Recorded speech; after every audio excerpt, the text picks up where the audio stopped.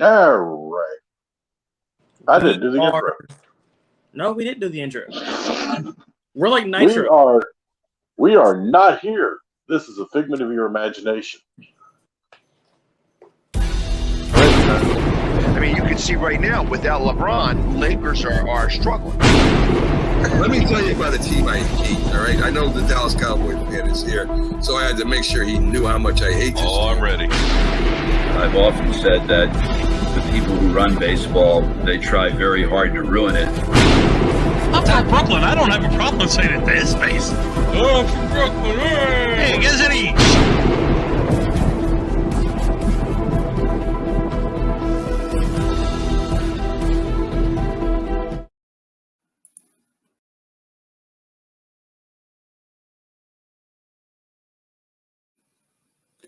You're listening to Two Guys and a Wrestling Podcast on Northeast Streaming Sports.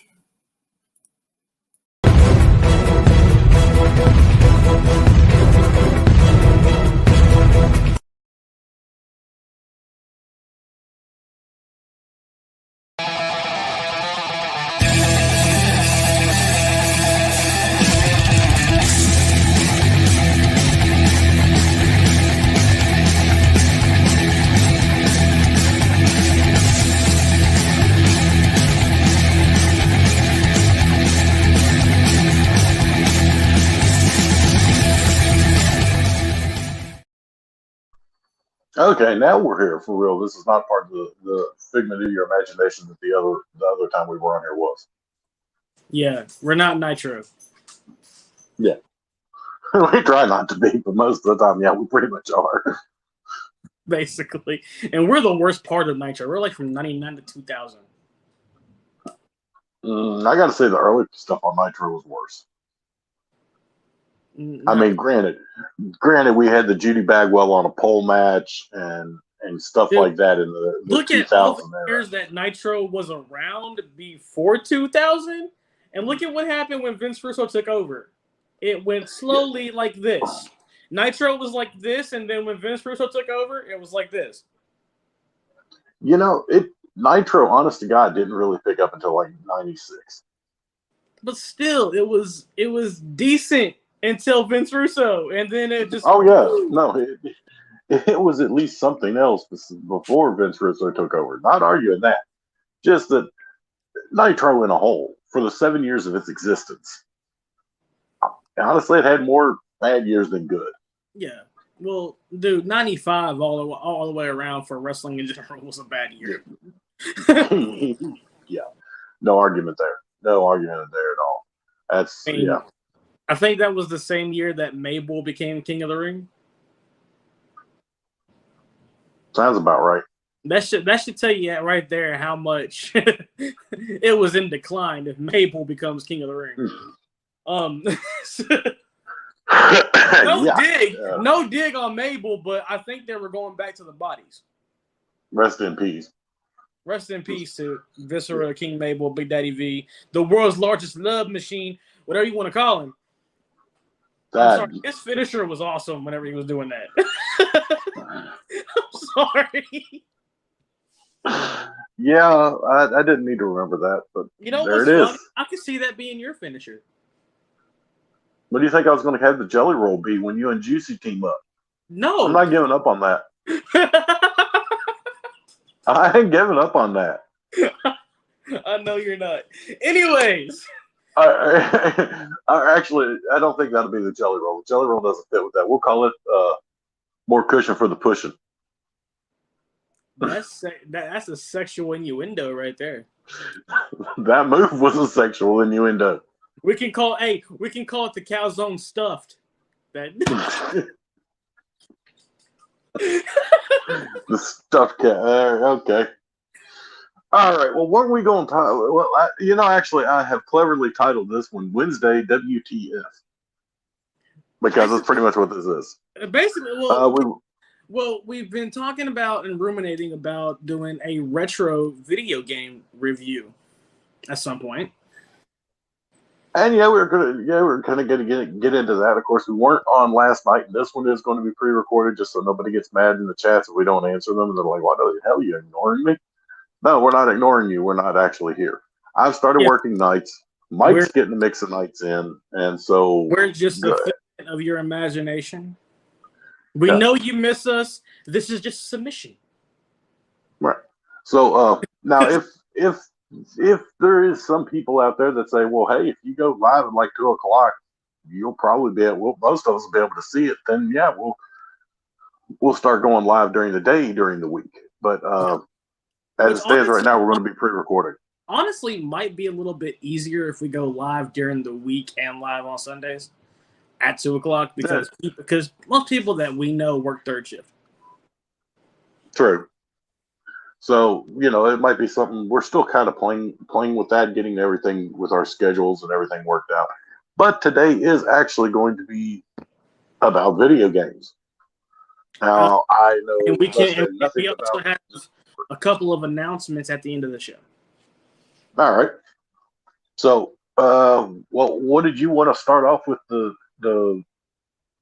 video games? You're really the one that knows more about that than I do. Video game that I know of that predates Sega Genesis was the pro wrestling video game for the Super Nintendo, but you said there was one before that. Yeah, for one thing, the Sega Genesis came out before the Super Nintendo. Yeah, whatever. Pro wrestling was my first taste of a wrestling game. Was pro wrestling for the Super Nintendo. The one that I was talking about actually is called Title Match Pro Wrestling. Came out in September of 1977 for the Atari 2600. Oh, nice. And that's literally going back to, I mean, if you're going into video game history, you've got ColecoVision and stuff like that before the Atari. But the ColecoVision or ColecoScope, something like that, was actually not a interchangeable video game. It had I can't remember how many pre-installed on it. It was the basics like Centipede, that kind of thing. I think a version or something like Pac-Man was on it. About this title match wrestling game that came out for the Atari. Well, when the Atari started coming out, that's when they were able to make different games, make individual cartridges. Based on a company, or was it? No, just on the general principle of wrestling. If I'm not mistaken, one guy's green and one guy's pink. Okay, so they took they took the pink guy from that and created Starman for pro wrestling. Okay. So actually, you're actually not that far off. That was originally, it was done in homage to the original characters. Wow. I mean, okay, I'm probably I might be the only one old enough watching this, unless Bobby or Scott or somebody else like that jumps on here and sees this. I'm probably the only one that can actually remember the Atari when they were newer. I remember hearing about the Atari because my brother talked about it a lot. Yeah, they were the original video game system. I did, actually, my older brother had the Atari 2600. We had the Atari, we always had Atari for, until Nintendo kind of took over that market. Yeah. Then the Genesis came out, then the Super Nintendo, and then they kind of went from there. There were actually, I want to say, 3 WWF video games on the regular Nintendo. Yeah, there was WWF Mania, WWF the WrestleMania. Steel Cage Challenge. WrestleMania was for the Sega Genesis, actually. I believe they did a version for I do believe they had a WrestleMania version on Nintendo. Did, but I remember it being for the Sega Genesis. Because that was my first WrestleMania game, WrestleMania the arcade game. And I think I put a lot of quarters in that one. Didn't they do a Royal Rumble too? Yeah. I know they did a Royal Rumble for the Sega Genesis because I played it, and they also did a Monday WWF Raw game for Sega Genesis, and then I played that one too. Yeah, that one's moving into the more modern era. Well, that's the era I grew up in, bro. Right. Right. That's what I'm saying. Then that's moving into the modern era. Then you start getting like the Raw, that was actually, if I'm not mistaken, that was kind of getting close to the end of the Sega Genesis and the Super Nintendo run. Yeah, it was going into They were N64. trying to, they were trying to move to the N64. The PlayStation was just coming out. The Sega CD had already been there, but had not quite Dreamcast success. was on the cusp of coming out too. Dreamcast. Yeah, the biggest mess up in video game history right there. What, Dreamcast? You didn't like it? Mm-hmm. Oh no, it was a great system. They just couldn't get anybody to make any games for it when they found out that they didn't put the code in the machine not to read burned discs. True. So you literally never had to buy a video game for the Dreamcast. Little history tidbit here. My first ECW game was not on the N64. It was on the Dreamcast. Yes. Mine too. I think it was Anarchy Rules or Hardcore Evolution. One of those two. I think it was Anarchy Rules. Or at least that's what I'm No, it was Anarchy Rules. That's what it was. Because my favorite character was RVD. Don't read too much into that. Yeah, that was the big mistake with the Dreamcast is they screwed up. And then we go from you had to buy a mod chip for the PlayStation to get it to. You had to get a mod chip for the PlayStation to read burned discs. Yeah, and then we go from the N64 Dreamcast era into the PlayStation 1, where we had, I think, 2 or 3 games that was a wrestling game that came out for PS1, wasn't it? Oh, there was a lot. There was a lot because they had WCW Mayhem, WCW Thunder. They had the original SmackDown and the SmackDown 2. They had 3 WCW games. No, 2 WCW games: Thunder and Nitro, and I forgot about Mayhem and Mayhem. They had the first SmackDown game and SmackDown 2. Mm-hmm. So total of 5 wrestling games for the PS1. Personally, my favorite was SmackDown. I was about to say, I think that's everybody's favorite. I mean, let's face it, Mayhem was horrible. Dude, I played Mayhem for the N64 whenever at the tail end of my N64 run, and the controls were so clunky and it just felt weird. Like the hard camera couldn't even keep up with the character half the time. Like I said, Mayhem was horrible. We forgot about one for the PlayStation. WCW Backstage Assault. Yeah, let's talk about that game. Oh God. That was worse than Mayhem. Oh, good God, it was. And was there not a WWF game that was actually like monster trucks? No, WWF in Your House was for PS1 too. Okay. But I remember a game did a where concept they were like for the monster truck game, but I don't think it ever came out. No, there was one of them they did come out. Crush Hour? Yeah. That was PS2. Okay, so that was PS2. All right. So I couldn't remember if that was PS2 or not. And I think really the biggest thing to take out of... You had WCW Backstage Assault, WCW Mayhem, WCW Thunder, WCW Nitro. You had SmackDown 2, In Your House. Also, they made a PlayStation arcade version of WrestleMania, the arcade game. You know, I think the biggest one coming out of the PlayStation, and you also got to remember at that time there was also one done exclusively for the GameCube. Yeah. Day of Reckoning or something like that. Day of Reckoning. Yeah. So that was done. And they were actually kind of similar to the SmackDown engines that were designed. Yeah.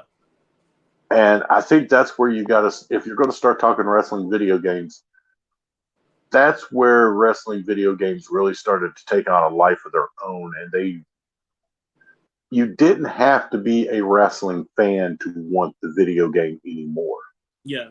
I think they also did WrestleMania 19 for the GameCube. And I think the story behind that one was you were Brock Lesnar and you were fighting people in the street. Something along that. I actually didn't have a GameCube till much later. It was one of them we bought just to buy because me and my brother wanted to have one of every system. I mean, it didn't get a lot of play. That's what me and my brothers did. Well, one time we had, we had like 3 PS1s because we would take parts off of one and make another one out of it. PS1s had a bad overheating problem. The lasers would go out of them Every frequently. PlayStation does. Right. Every PlayStation does. So we would just take them apart, put them back together, and make a new system out of it. Same with Genesis. We had Genesis, the Super Nintendos, regular Nintendos. It was. And then I discovered emulators, which make it a whole lot easier to do because then you just download a little bit. And actually, on your emulator, if you look it up, there was another WCW game that was supposed to get made after Mayhem called Fill the Bank. Well, there was actually several WCW games that were supposed to get made that didn't get made, and there was actually, I believe, at least one for the regular Nintendo that was made. Yeah. Because a few years ago, someone brought out a test cartridge. Yeah. One of the original test cartridges that had one match. I don't know if any of our fans go on YouTube and look up this stuff, but I'm a nerd. That's what I do. There was another game that was created and almost developed called Fill the Bank, and it was a bigger roster than what Mayhem had. Yeah, they're trying to expand into SmackDown territory. Yeah. But they actually, this was actually kind of neat because it was going to actually be a Crockett Promotions video game for the Nintendo. Oh. Was it WCW Wrestling? Yeah, it was actually WCCW. Oh. World. I think they actually called it World Class Championship Wrestling or WW's.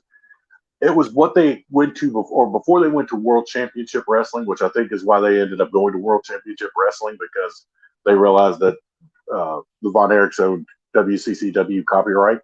Yeah. So I think that's why they ended up going to that.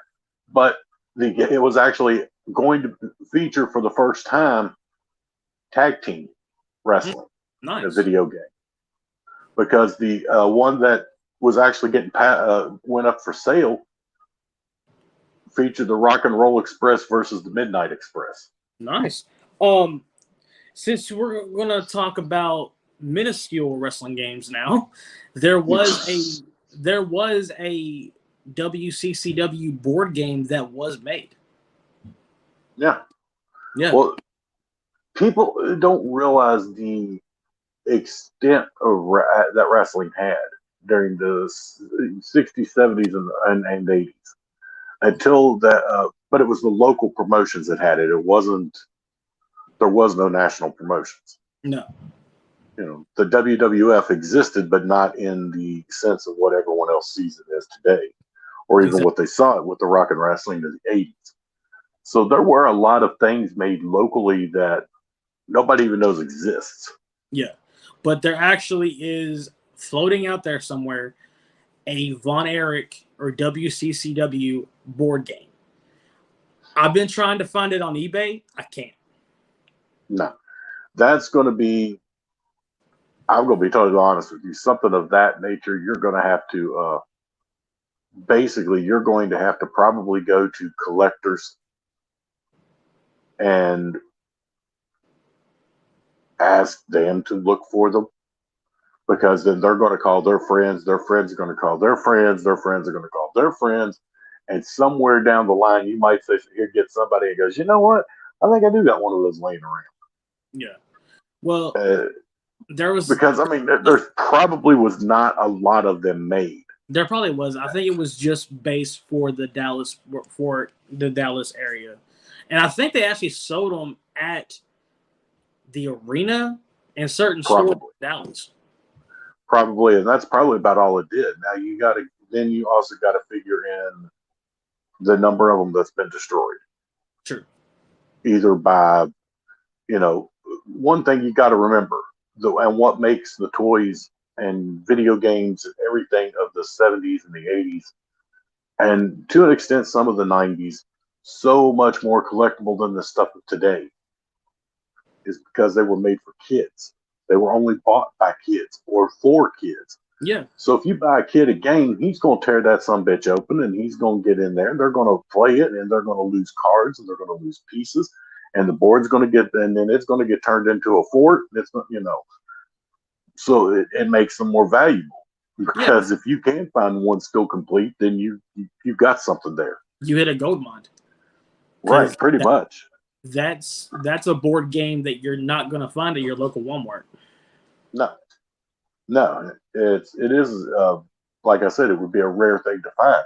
Like a lot of the video games we're talking on here that have became super collectible, the stuff through from the WWE in the 80s. There actually, I just was looking at this, and WWF actually made a computer game for the Commodore 64. I mean, I cannot remember what it was now. It was something like Championship Rumble or something like that. I can't remember now. I didn't even know this. For the Commodore 64. Right. To be totally honest and fair, I found out this game existed like 21 minutes and 10 seconds ago. I was literally right before we came on the air. I was looking up the name of the Atari one, and I looked at that, and I was like, wait a minute here, hold on. It came out in 1986. 1986. So that was WrestleMania 3. Right, and it's got Hogan, of course, on the cover of it. No, but yeah, they made. Was WrestleMania 3 86 or 87? 87. Oh no, you're right. It was 87 because it was for WrestleMania 3. Dang. And yeah, that, like I said, I had no clue that existed. Because can you imagine? I don't know if you ever seen the damn Commodore 64. No, what's a Commodore 64? A Commodore 64 was basically, if you ever watch like old 80s movies and you see the people and they're having to write like the code across the screen, the endless lines of it. No. That was it. And we're talking the discs, like the floppy disks that were this big. Oh my God, that's awesome. You would put that disc in. I had a Commodore 64. You put that disc in, push the stuff down, and then you would start typing out this code to give it the commands to do the stuff that you wanted it to do. It would take you like, I don't know, an hour and a half to set this game up, probably. That's crazy, man. Yeah, and like I said, when I saw that, but that was the marketing juggernaut that the WWF was becoming. Dude, and we go from talking about that and what we talked about with the PlayStation 1s. Now we're going to go into the PS2 era of wrestling video games. That's when wrestling video games really, really took off. It's like I said, with the birth of SmackDown, it became less about being a wrestling fan wanting the game and more about just people wanting the game. Yeah. SmackDown versus, or not even SmackDown versus Raw. Because we had SmackDown and then SmackDown 2. Then I think the first one on the PS2 was Know Your Role. Yeah.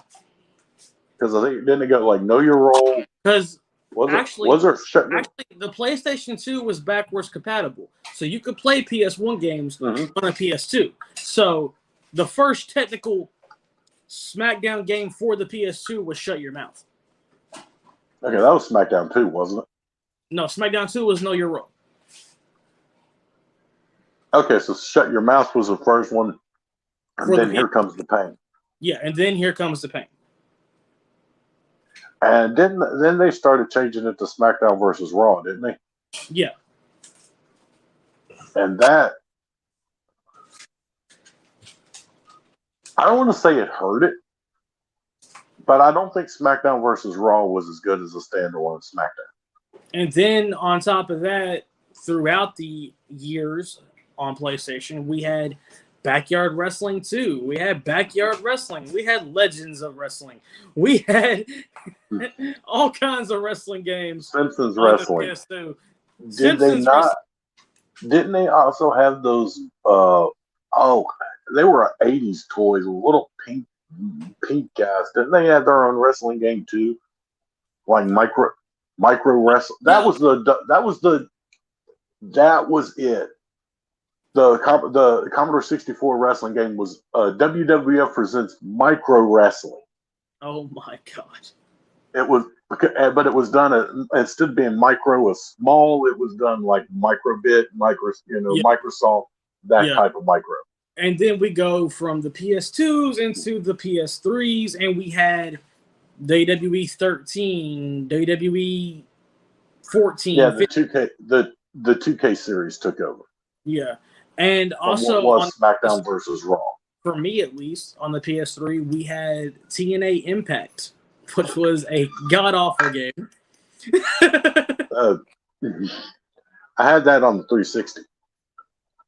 Dude, all you could do is roll. The rolling death machine is what I called it. I will tell you how bad that game actually was.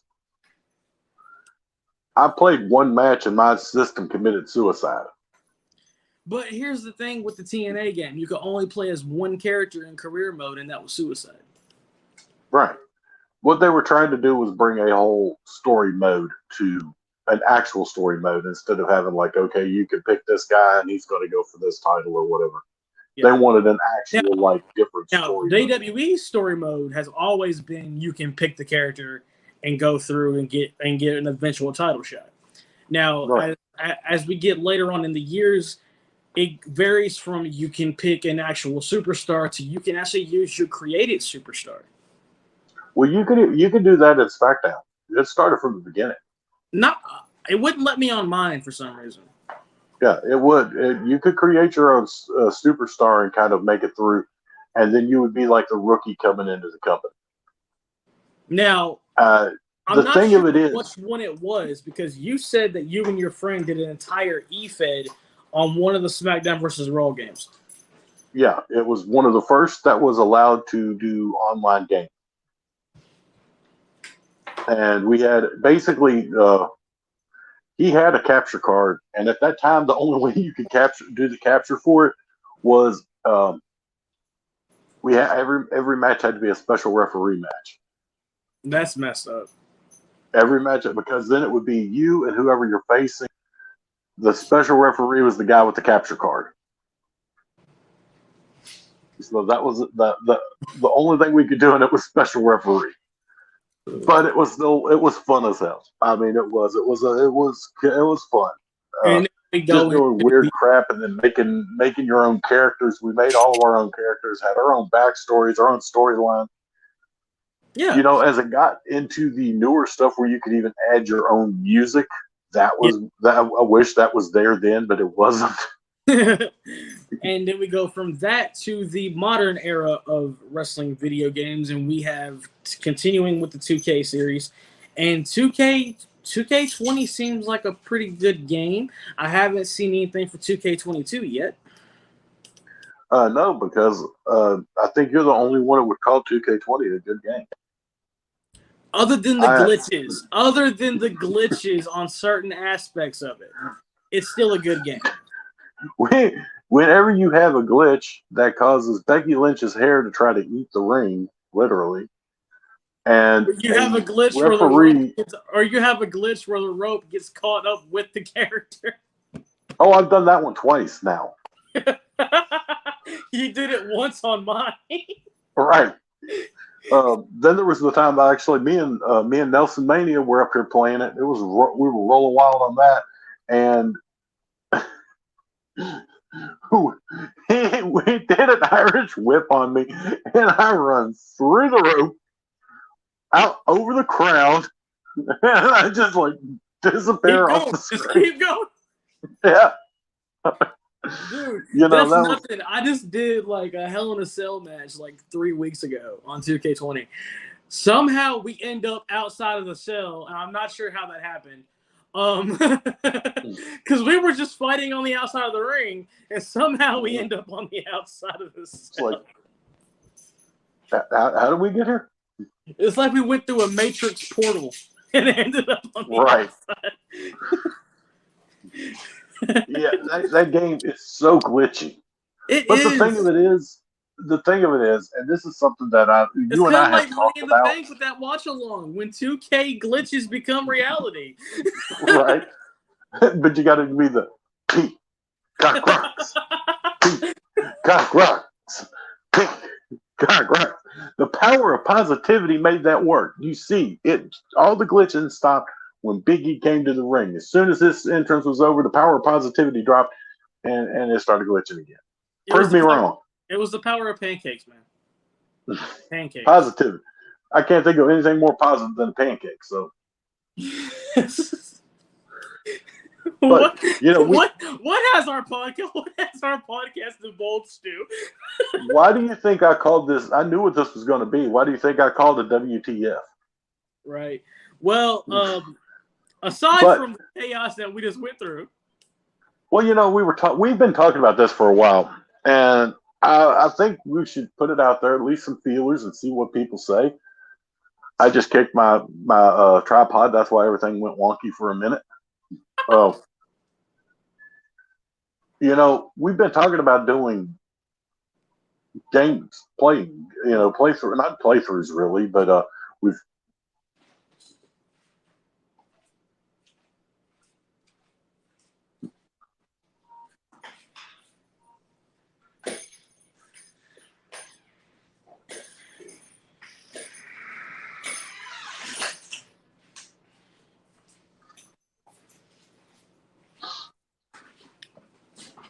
Sorry, I'm back. Yeah, I see. That was weird. It was a delivery. But like I said, we've been talking about it for a while, and let's see if there is an interest. Now, like we were talking, I do have an emulator on my computer, and I do have most, if not all, of those wrestling games we were just talking about for anything pre-GameCube. Yeah. I've got N64, Genesis, Atari, and regular NES. Which we're actually talking about playing some of those games live on here. That's what I was just saying. If anyone is interested in that, and then we were also kind of teasing, not teasing, but I guess you'll say titillating about doing our own Creator League, like we were talking about with that I used to do when I was younger. Yeah. And so if anyone is interested possibly in that, let us know in the comments. Very own wrestling league called TGCW, Two Guys Championship Wrestling. That's right. And we're going to have our own belts, our own storylines, created characters, all kinds of fun stuff. The only thing is, most likely it will not be available on the network. It will be like our exclusive to Twitch and possibly to YouTube. Yeah. Because I could not promise obeying Article 6. Yeah, you won't. You won't. No. You just won't. And also, as of last night, I am currently working on getting someone to be on our podcast that is a current release from the WWE. I'm just going to leave it at that. Right. And hopefully that will work out in the coming weeks. Yes. So I'm just going to leave it at that. You can use your imagination and wonder who it could be. I don't know why I'm doing this. Stop me, Joe. I don't. Okay. Have you ever had one of those things, those notifications, and you're like, what? What notifications are you talking about? I just got a notification, something I might like from Twitter. WWE boobs. Okay, on that note, we are going that's why I was sitting here like, what? Why? Just out of nowhere, we're just going to throw WWE boobs on your screen. And I'm like, okay. Well, I have to go. So, Joe, do your little thing that we do. All right. So, if you have not heard enough of us and the face made for radio, the voice made for the silent movies, you can always find us here on Facebook. Of course, we're live every Sunday, 3 p.m. Throughout the week, we're going to be doing stuff because well, we ain't got nothing else. Right, because I don't know what the world to call this anymore. And also, don't forget tomorrow I'm doing a live interview with Tony Corral from Kentucky Elite Pro Wrestling. That's right. He's going to be live on the show. On a special edition of this show that will have I guess kind of like the Bray Wyatt was the eater of worlds. You're the frightener of children. He will be coming on. Come on, wrap it up. Yeah. He will be coming on solo to talk to Tony Corral. I still want to call him Golden Corral. I don't know why. All right. Hey, but he will be here live at what time tomorrow? 8 o'clock. 8 o'clock tomorrow. 8 o'clock Thursday. So that will be live. Of course, we will be back live Sunday for our big two-parter. It's going to be one potato, two potato. Two. And toe. All right. Toe. So you're for our toy, whatever, toy special for Sunday. Screw it. Yeah. It's going to be a sidewalk sale plus unbagging. You can always hear us live or hear us on Facebook on both Northeast Sports, Streaming Sports, and, of course, Two Guys in a Wrestling Podcast. Also on YouTube, iTunes, Spotify, iHeart, and I'm going to call it that. Yeah. All right. So for Two Guys in a Wrestling Podcast, I'm Mike. That's Joe. We'll see you Thursday.